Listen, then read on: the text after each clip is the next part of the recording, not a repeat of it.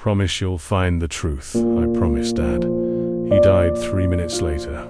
There were 3 years left to complete his sentence. He was never free again. I was raised by aunts and uncles who saw me as a burden. 1 more year and he's out of our house, I heard my aunt say. By 16, I was cold, calculating, empty inside. At 18, I discovered my father had hidden $2 million in a trust fund that my mother created before she died. Untouchable money until I turned 18. I took every cent and made a promise at his grave. I'm going to rebuild everything they took from us. And I'm going to destroy her, the woman who did this. I swear, Dad, 6 years. That's how long it took to turn 2 million into 380 million. Aggressive investments, hostile acquisitions, cutting-edge technology. I was ruthless.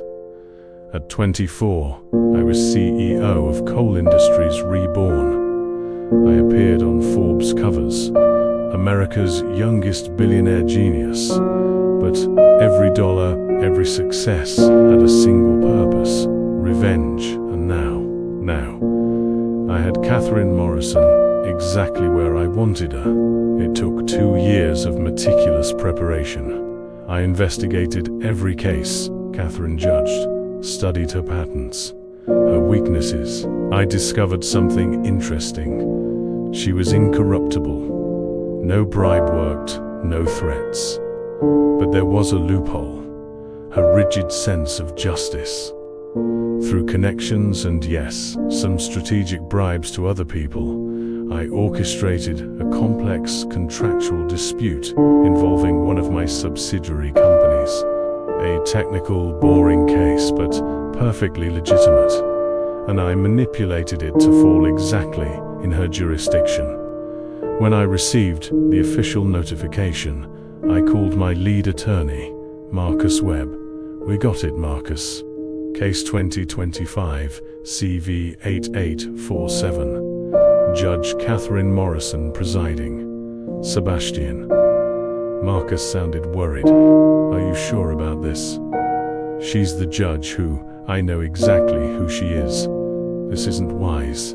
If she discovers you manipulated it to fall in her court, she won't discover. You guaranteed that, right? Yes, but what's the end game here? What do you really want? I looked at the framed photo on my desk. My father, my mother, and me. Happy times. I want to see her broken. I want her to feel what my father felt when that gavel came down. The night before the first hearing, I stayed in my Manhattan apartment, my Noose 15 million penthouse with Central Park view. I couldn't sleep.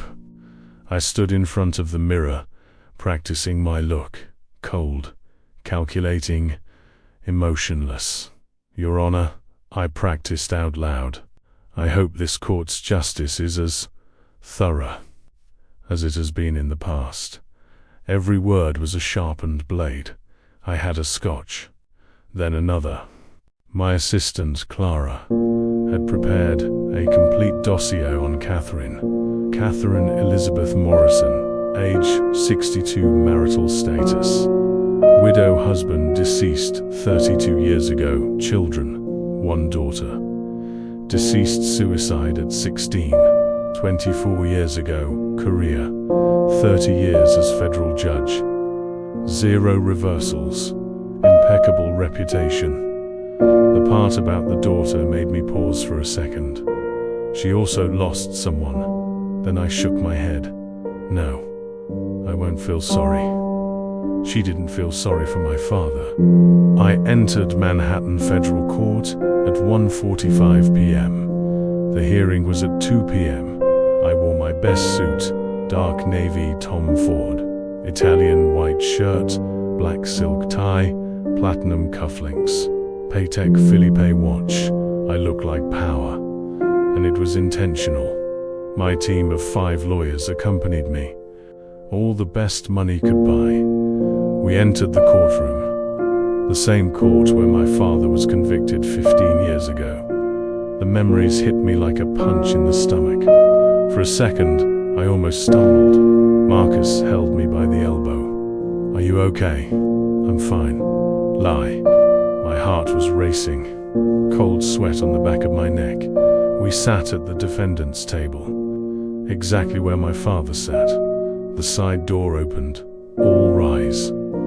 Federal Court for the Southern District of New York is in session. Judge Catherine Elizabeth Morrison presiding. And then she entered. Catherine Morrison was exactly as I remembered, but different. She still had that upright posture, almost military. The black robe fell perfectly, but 15 years had passed. Her hair, which was completely black back then, now had elegant silver streaks pulled into an impeccable low bun. She wore the same gold-framed glasses, or maybe they were new, identical ones. Her face. God, her face. She had fine wrinkles around her eyes, expression lines around her mouth. But they didn't make her look old. They made her look distinguished, elegant. She was 47 when she convicted my father, now 62. And I hated to admit, hated with every fiber of my being, but she was beautiful. Not the way 24-year-old girls are beautiful, but in a timeless, almost aristocratic way. Stop, stop. This woman destroyed your family.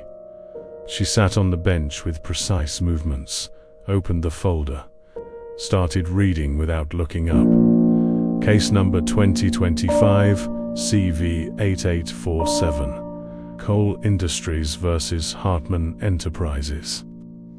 Contractual dispute involving breach of. She stopped. Her eyes, dark brown behind the lenses, slowly rose from the paper and met mine. For 3 full seconds, the world stopped.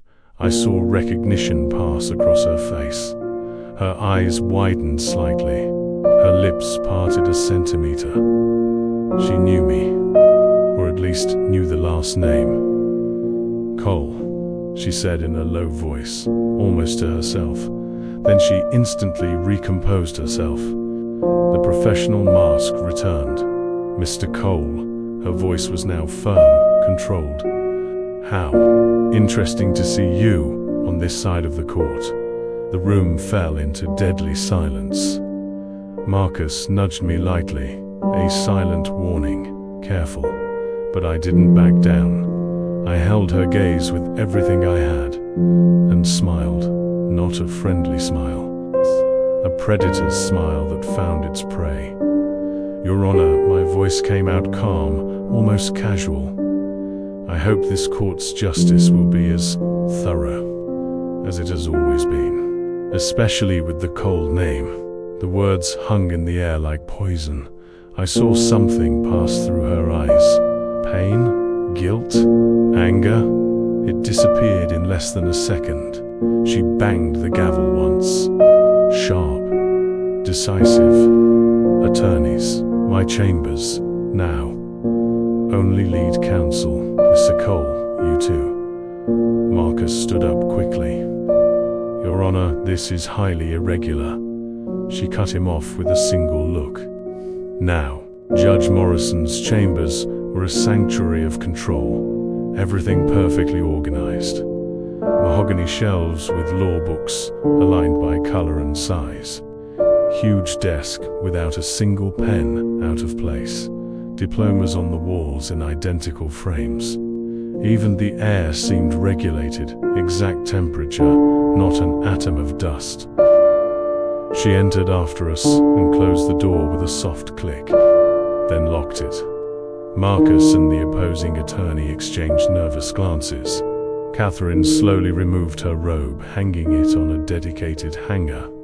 Underneath she wore a perfectly tailored, charcoal grey suit, white silk blouse, a single pearl necklace. She looked like a Fortune 500 executive, not a judge. She removed her glasses and placed them on the desk, then looked at me. Really looked. "Gentlemen," she said to the lawyers without taking her eyes off me, "leave." "Your Honor," the other attorney began. I said, "Leave. I need to speak with Mark Cole privately." Marcus approached me, protective. "Sebastian, you don't have to. It's fine, Marcus," I said, still holding her gaze. "Leave us." He hesitated, then nodded and left with the other attorney. The door closed. Silence. Catherine and I, alone for the first time in 15 years. She walked to the window overlooking Manhattan, stood with her back to me. "Sebastian Cole," she said softly. "The boy in the courtroom gallery. I'm not a boy anymore, clearly." She turned to face me. "Why are you here? And don't give me that legitimate contractual dispute lie. You manipulated for this case to fall in my court. I may not have proof, but I know single quotes impressive." She was sharper than I expected. "Maybe I just trust in your judicial impartiality." I smiled coldly. "Lie." She walked toward me. Slowly, deliberately. She stopped less than a meter away. Up close, without the glasses, her eyes were even more intense. Dark brown with small golden flecks. Deep, intelligent, and fixed on mine like heat-seeking missiles. "You want something from me," she said. "Revenge. Want to make me suffer like your father suffered." My father was innocent. The words came out more intense than I intended. Catherine didn't back down. Your father had a fair trial. Jury of his peers. Evidence presented, false evidence. My voice exploded, years of contained rage pouring out. He did nothing. And you, I pointed at her accusingly. You banged that damn gavel without a second of hesitation, without doubt, without mercy. I followed the law. You destroyed my family. I took a step toward her. She didn't back down. My mother died. My father died in prison. I was alone at 12 because you. My voice failed. To my absolute horror, I felt tears burning in my eyes. No, not in front of her. I won't give her that satisfaction. I took a deep breath, forcing control. Catherine watched me, and there was something in her face. It wasn't triumph. It was pain. You think I don't think about that case? Her voice came out softer, almost human. That I don't think about all the lives I affect with my decisions. You didn't seem very affected when you convicted my father, because a judge cannot show emotion in court. But that doesn't mean we don't feel. She walked to a photograph on the wall. I hadn't noticed it before. A family. Young Catherine, maybe 30 years old, with a handsome man and a little brown-haired girl. "This is Michael," she said, touching the frame. "My husband. And our daughter, Sarah." She took a deep breath, controlling something. Michael was killed by a drunk driver when Sarah was 8. The man was a wealthy executive who had the best lawyers, knew all the loopholes. Her voice began to tremble. He was acquitted. Procedural technicality. Inadmissible evidence. He left the courthouse smiling, Sebastian. Smiling, she turned to me, tears in her eyes. Sarah never recovered. She became depressed, angry at the world. At 16, she hanged herself in her own room. I found her. My God, I lost my entire family, Catherine continued, quickly wiping the tears. Because the system failed, because judges were too lenient, because someone rich managed to buy his freedom. She looked at me directly. That's when I swore that never, never would I let money or power influence my decisions. That every criminal would receive the punishment they deserved. No exceptions. Silence weighed heavily. But her voice failed. If your father was truly innocent, then I didn't protect justice. I just created another Sarah, another broken orphan.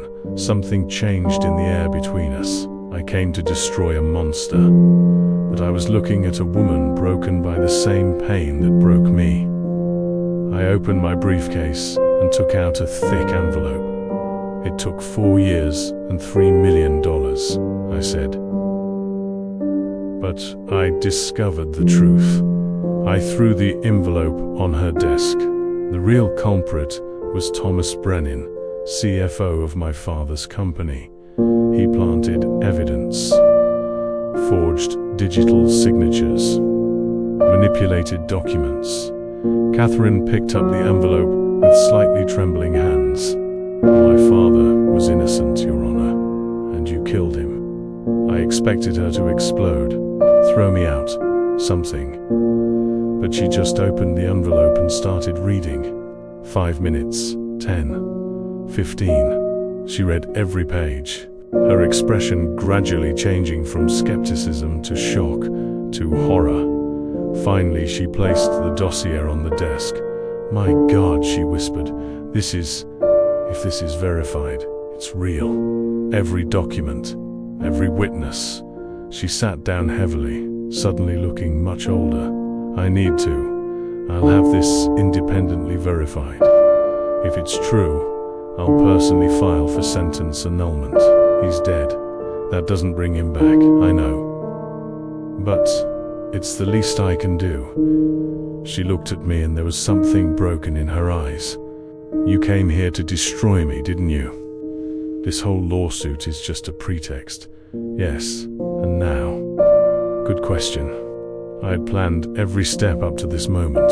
Confront her, force her to see her failure. Then, public exposure, force her resignation. But now, looking at her, really looking, I saw something I didn't expect. A woman as broken as me, as alone as me, as consumed by regret as I was by rage. I don't know anymore, I admitted. 3 days later, my phone rang. Private number. Sebastian, it's Catherine Morrison. Do you have time to talk? Outside the court, my heart unexpectedly raced. When? Tonight? I know a discreet place. We met at a small wine bar in the Upper East Side, the kind of place where federal judges don't usually go. Dark, intimate, discreet. Catherine arrived 10 minutes late, wearing jeans, a beige cashmere sweater, and different glasses. Thin frame, almost invisible. She looked different, younger, more accessible. She sat across from me and ordered a red wine. I hired independent investigators, she said without preamble. They confirmed 85% of your dossier so far. Thomas Brennan really did forge everything, and the other 15% still verifying. But Sebastian, your father was innocent, completely innocent. She took a large sip of wine. I destroyed an innocent man and his family. Why did you call me here? I asked. You could have called me, sent an email, because I needed to look in your eyes when I said this. I'm sorry, more than you'll ever understand. And there was something so genuine, so broken in her voice, that something inside me cracked. You couldn't have known, I heard myself say. I should have looked deeper, questioned more, but I was so focused on punishing criminals that I became blind. Like me, I admitted. I was so focused on hating you that I stopped. That what? I looked at her, really looked. Low light from the bar played on her face. She had removed her glasses to clean them, and her eyes, without barrier, were beautiful. Sad, haunted, but beautiful. Nothing, I said quickly. But Catherine observed me with that intensity of hers. You're an interesting man, Sebastian Cole, she said softly. 24 years old and already rebuilt an empire. Spent years planning revenge. And now that you have it in the palm of your hand, I'm confused. I've finished, honestly. She smiled, a small, sad smile. Welcome to my world. Confusion has been my permanent state for 24 years. We didn't plan to meet again, but 3 days later she called me. The investigators need your signature on some documents. Can we meet? We met, then again. We need to discuss the timeline for the annulment process. And again. I found a new witness you should interview. Always professional excuses. But we both knew it was a lie. In 2 weeks, we were meeting 3 or 4 times a week, always discreet places. Always with the case excuse. But the conversations never stayed on the case for long. She told me about Sarah, how she was a talented dancer, how her smile lit up any room, how Catherine still dreamed about her some nights.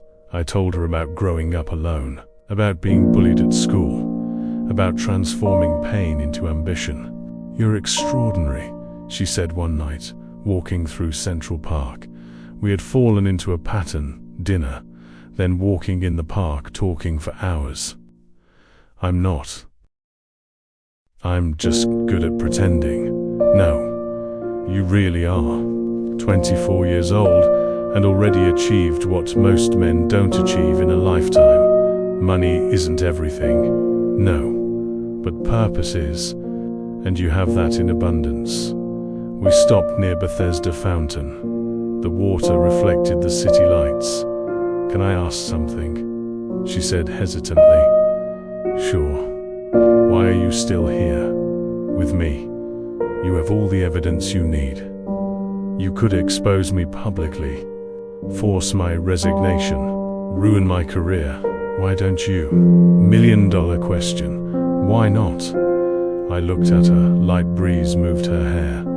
She'd left it down today, silver waves falling over her shoulders. No glasses, just Catherine. "Because," I said slowly, "you're not the monster I imagined for 15 years. You're just human, broken, like me." She looked at me. Something passed between us, something dangerous. "Sebastian," her voice came out hoarse. "You should leave. Get away from me." "Why?" "Because I'm starting to feel things I shouldn't feel." My heart stopped. "What kind of things?" She moved closer, just half a step. But it was enough for the air between us to become charged. "Impossible things. Wrong things. You're 30-80 years younger than me. I convicted your father. This is Catherine." She stopped talking. "I feel it too." For the next 2 weeks, we tried to keep distance. Catherine stopped calling me. I stopped inventing excuses to see her, but it was torture. I thought about her constantly. Those eyes, that voice, the way she laughed, rare but genuine when it happened.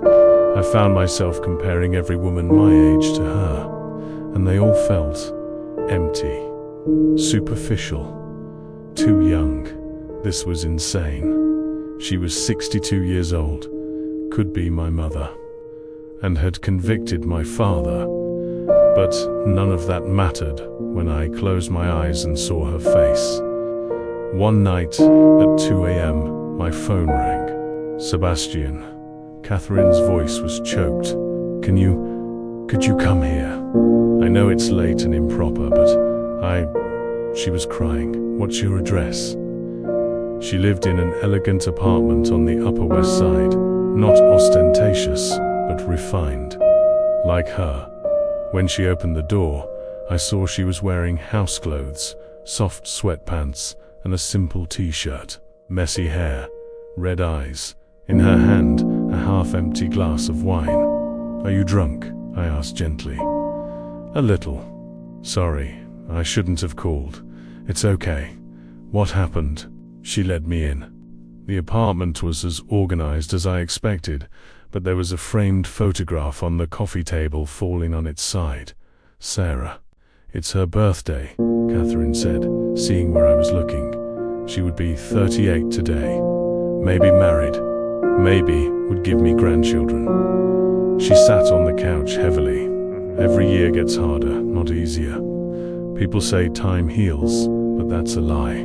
Time just teaches you to live with the whole. I sat beside her, not too close, but close enough.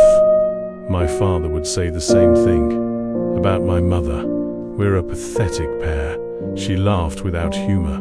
Two broken people pretending they're whole. Maybe that's why. I stopped. Why? What? Why I feel less broken around you. She looked at me, fresh tears in her eyes. Sebastian, this can't happen. We can't. I know. You deserve someone young, beautiful, without all this baggage. What if I don't want that? Then you're crazy. Probably. We sat in silence. Her wine ran out. I took the glass and placed it on the table. Thank you, she whispered, for coming, for not judging me. I would never judge you. You should. I deserve to be judged. Catherine, stop. I took her hand. First time we touched beyond formal handshakes. Her hand was smaller than mine, soft but with small wrinkles. Hands that held a gavel for 30 years. She looked at her intertwined hands. This is so wrong, she whispered. I know. Could destroy everything. My career, your reputation. I know. Then why can't I let go of your hand? I looked into her eyes. 'Cause maybe right and wrong don't matter as much as feeling something real for the first time in years. I don't know who moved first. Maybe both of us at the same time. Suddenly her lips were on mine. Soft, warm taste of red wine. For a second, my brain screamed, this is insane. Stop. But then she made a small sound, almost a moan, and pulled me closer. And I was lost. The kiss was desperate. Years of loneliness, of pain, of emptiness, all pouring out in that moment. My hands went to her hair, fingers tangled in the silver waves. She pulled my shirt, bringing me closer, closer, never close enough. When we finally separated, we were both breathing heavily. My God, she whispered, what did we do? Reality began to return, panic in her eyes. Catherine, you need to go. What? She stood up abruptly, moving away from me. This was a mistake, a huge mistake. I was drunk, emotional. You're not that drunk. Sebastian, please. She was crying now. Just go. Forget this happened. I can't. You have to. She screamed so loud it startled me. I'm 62 years old. You're 24. I convicted your father. I am the judge still responsible for his case. This is unethical, illegal, and completely insane. What if I don't care about any of that? But I do care. She pointed at herself.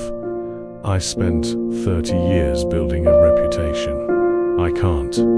I won't throw it all away for what? Say it. For an impossible affair that has no future. The words cut like a razor. I stood up.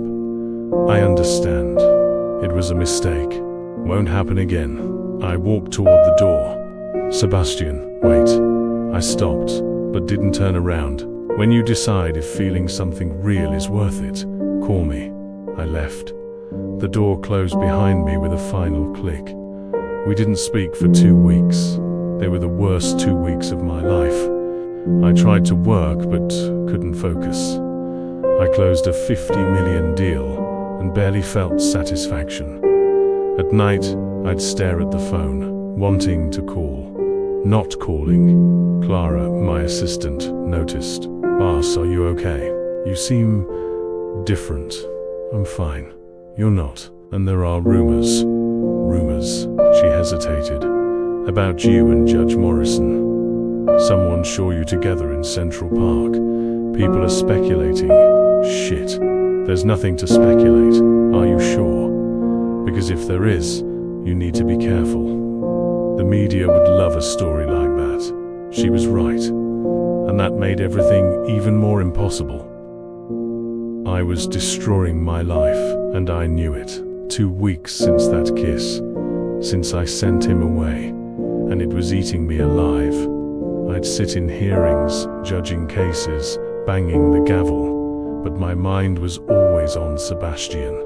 His eyes, his touch, the way he looked at me as if I were precious. Nobody had looked at me like that in 32 years, since Michael. But this was insane.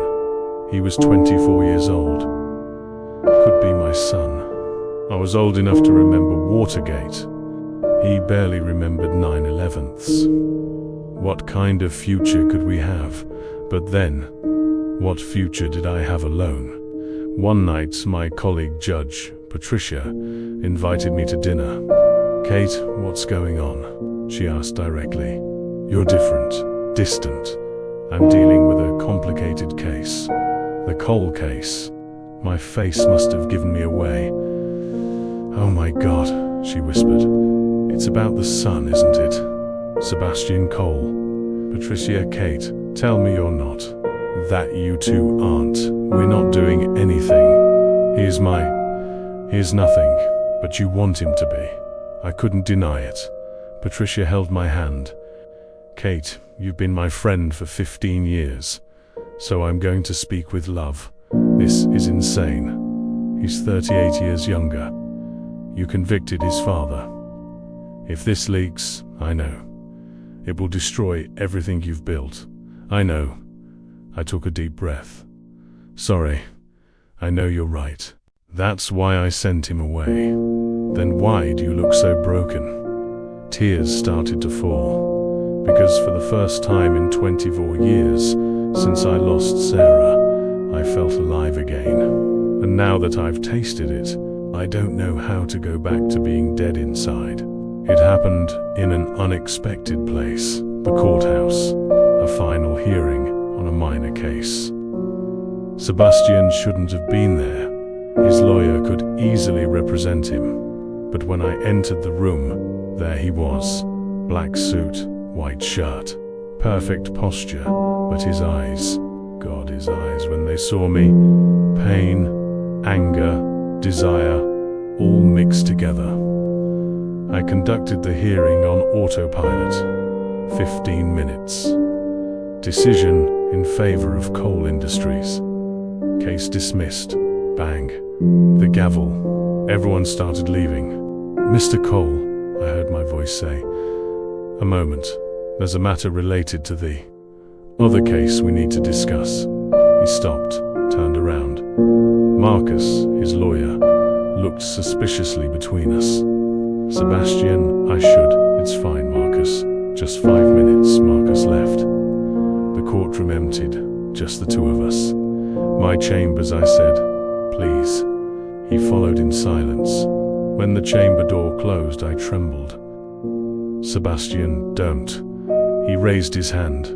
"If you're going to say it was a mistake again, spare me." I already got the message. That's not what I was going to say. Then what? I removed my robe, placed my glasses on the desk, and looked at him. "That I miss you. That these 2 weeks have been hell. That I tried to convince myself I did the right thing, but my voice failed. But every night, I lie alone in that apartment, and all I feel is emptiness." He took a step toward me. "Catherine, I'm 62 years old, Sebastian. In a few years, I'll need stronger glasses. My knees hurt when it rains. I have wrinkles no surgery will fix." Another step from him. "You should be with someone young, beautiful, who can give you children, a future." He was in front of me now. "What if I want you?" "This is insane. Probably. It will destroy us both. Maybe." Then why he kissed me. And this time, I didn't resist. We tried to keep it secret. Catherine officially recused herself from my corporate case. Unspecified conflict of interest. But she kept my father's sentence annulment case. "It's my moral responsibility," she insisted. We met in secret, hotels in Connecticut. discreet restaurants in New Jersey. Never the same places twice. She taught me about opera, art, philosophy. I made her laugh, really laugh, something she said she hadn't done in years. "You make me feel young," she said one night, lying in a hotel in Westchester. "You'll make me feel complete," I replied. But there was always the shadow, the fear of being discovered. "What are we going to do?" I'd ask. "I don't know, just one more day, one more week." We lived on borrowed time. The bomb exploded on a Tuesday morning. I was in a meeting when Clara came in, her face pale. "Sebastian, you need to see this." She placed a tablet in front of me. It was the New York Post, front page, a photo of Catherine and me leaving the same hotel in Connecticut. The photo was clear, unmistakable. The headline in huge letters, "Judicial Scandal, Federal Judge in Romance." With businessman 38 years younger, she convicted his father. The article was brutal. Sources confirmed that respected Judge Catherine Morrison, 62, is in a romantic relationship with Sebastian Cole, 24, CEO of Cole Industries. Ironically, Morrison was the judge who sentenced Cole's father, Richard Cole, to 15 years in prison in 2010. My phone exploded. Calls from reporters, shareholders, colleagues, and then Catherine, Sebastian. Her voice was broken. "Did you see it?" "I saw it. My God, it's over. My career is over." "Catherine, listen. The Judicial Oversight Committee already called. Ethics hearing tomorrow.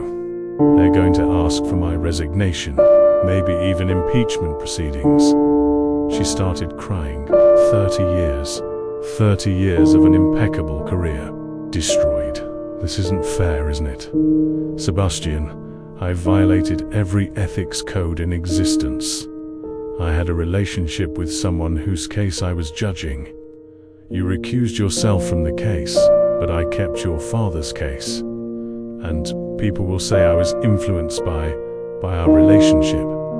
She was right, and it killed me. The next few days were a nightmare. The media was relentless. Young predator seduces older judge. Revenge romance. Is she having a midlife crisis? Does he have mummy issues? Talk shows debated our age difference. Twitter explode. A 62-year-old woman with a 24-year-old boy. That's disgusting.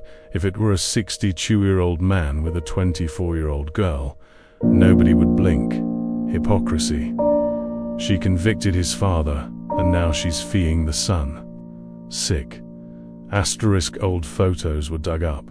Catherine in 1990 with Michael. Me as a baby. She was a judge before he was born. The headline screamed. Catherine's colleagues started to distance themselves. Judges she'd worked with for decades said no comment. My conservative investors started jumping ship. This reflects badly on business, Sebastian.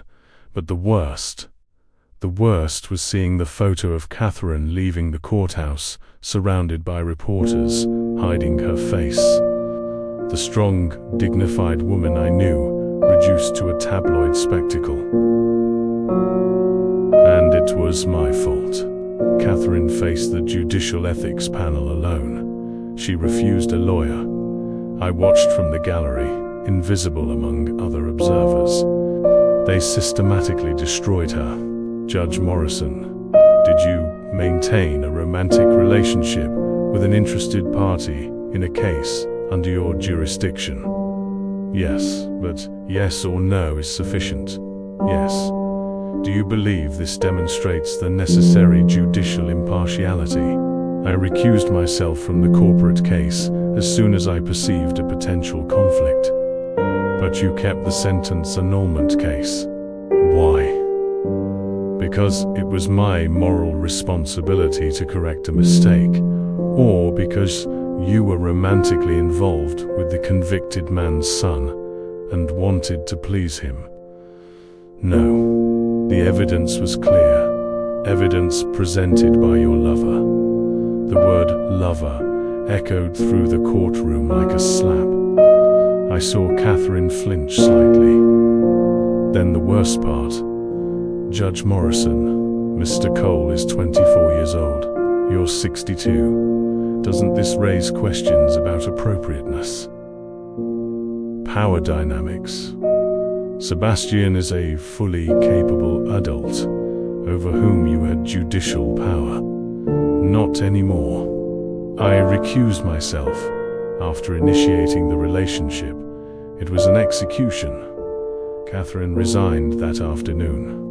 After 30 years of honored service to federal justice, she read from a prepared statement, I resigned from my position as federal judge.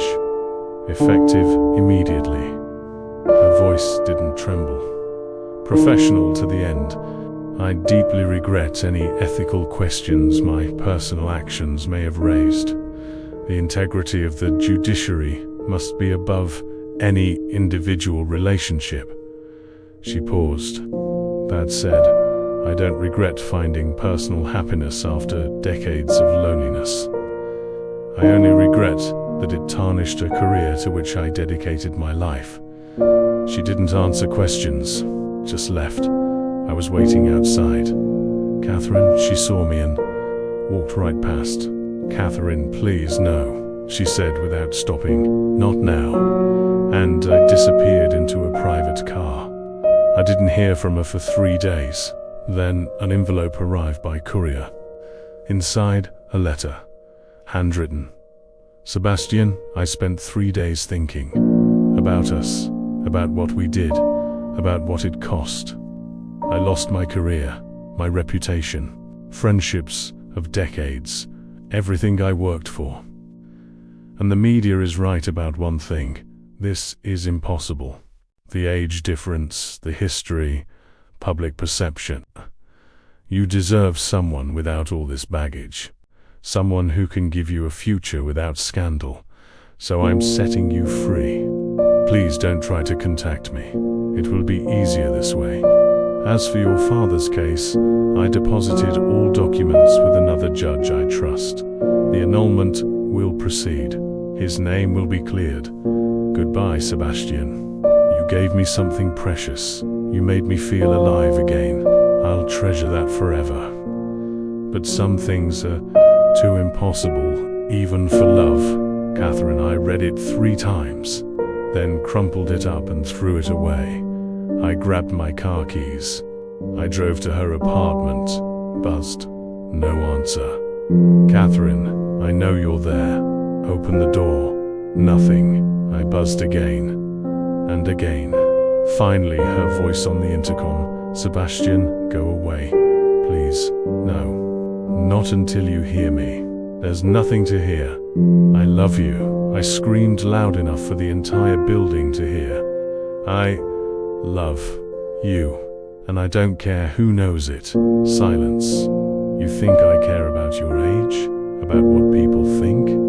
I spent 15 years hating you, and now you're the only real thing in my life. The building door opened. Catherine was there. Sweatpants, old t-shirt, messy hair, eyes red from crying, and absolutely beautiful. I ruined your life, she said. No, you saved me. I walked to her. I had money, success, everything I thought mattered, but I was empty, dead inside. I took her face in my hands. You showed me what it is to really live, to really feel, to really love. Sebastian, the whole world judges us. Screw the world. Catherine, I spent 15 years wanting revenge, and now that I've found something better, something real, you think I'm going to give up because some tabloids have opinions. Tears ran down her face. You'll regret it. In 10 years, when I'm a 72-year-old woman and you're still young, I'll love you at 72. At 82. Until my last day. This is insane. Yes, and I don't care. I kissed her right there at the building entrance where anyone could see. And this time, she didn't resist. I'm 26 now. Catherine is 64. We got married in a small ceremony at a winery in Napa. Only people who truly loved us were there. About 20 people. The media tried to make noise, but this time, we didn't care. Catherine wrote a book, The Gavel and the Heart, memoirs of a judge who chose love. It became a New York Times bestseller. She gives lectures now about ethics, about human imperfection, about forgiveness.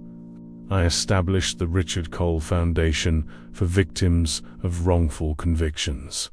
Catherine serves on the board. My father's name was officially cleared. We had a memorial ceremony where we reburied him with honors. Catherine spoke. Richard Cole was innocent. And I failed him. I failed his family. That stain remains on me forever. But I hope, through this work, through helping others to redeem at least a fraction of that error, we still get looks. Online comments never stop. Ooh, she looks like his grandmother. Male sugar baby. This is just wrong. But there are also others. If they're happy, what's the problem? Love has no age. This story is sad, but beautiful. This morning, Catherine and I walked in Central Park, the same park where everything changed. Do you regret it? She asks. She asks this sometimes. Never. And you? She smiles. That smile that made me fall in love. I lost a 30-year career, lost friends, became a talk show joke. Pause. But I gained you. I gained a heart I thought was dead for 24 years. I gained a reason to wake up smiling. She kisses my cheek. So no, zero regrets. We stop at the same bench where we sat years ago. You know what the final irony is? I say. What? I entered that courtroom wanting to destroy you. I wanted you ruined, broken, suffering. And you succeeded, she says lightly. I lost everything I built, but in the process, we both found something no gavel of justice, no sentence could give, redemption. Catherine rests her head on my shoulder. The sun is setting over Manhattan, painting the sky pink and orange. She was 62, Catherine murmurs. The judge who convicted my father. I was 24. Our impossible beginning, I complete. And now, I kiss the top of her head. Now we prove that impossible is just a word. Sometimes justice fails. Sometimes hate transforms into love. Sometimes the impossible becomes the only thing that makes sense. This is the story of a gavel that fell twice. First, destroying a family. Second, building a new one. And perhaps that's the most perfect redemption of all.